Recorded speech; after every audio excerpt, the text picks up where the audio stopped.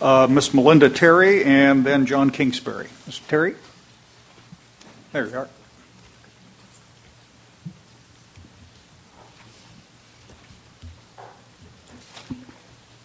Hi, I'm Melinda Terry with the California Central Valley Flood Control Association and North Delta Water Agency. I just want to say I was not really actively involved in all the language changes that occurred, but wanted to go ahead and provide some observations because it was clear when we worked on our levy stuff, sometimes it's just a matter of interpretation. I may not be understanding it right. So I think looking at it, I would agree with Mark Rentz's testimony that it does seem to be trying to head towards a more flexible place with the locally cost-effective and technologically feasible, so that looked good.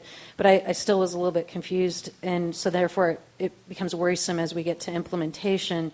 It mentions at the beginning paragraph the significant reduction of use or percentage.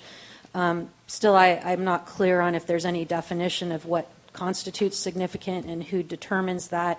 But I'll just remind again, for the in-delta water users anyway, we can reduce our use of water, I don't know, 10, 20, I don't know what the percentage is, but we'll still, whatever percentage we reduce our use, we'll still be 100% reliant on the delta. So, and then also, finally, it appears to me on the language that it's kind of in the middle of the page where it starts off the WRP1, water shall not be exported or used in the delta if one or more of the following suppliers. The way I read that, again, I was not involved in this, so I just want to be clear on that. But the way I'm reading that is if there's one bad actor, then nobody gets to transfer or use the water. And so that was a little, that nobody can export, transfer, or use the water. And so I don't know if that's really the intent. Take a look at number 2 in that language, which was intended to try to limit the problems addressed by your comments.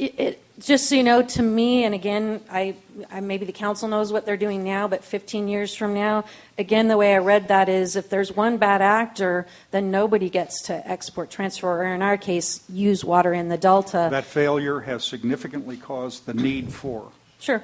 I understand that, but again, to me, it's still the one bad actor is the part maybe I'm confused by.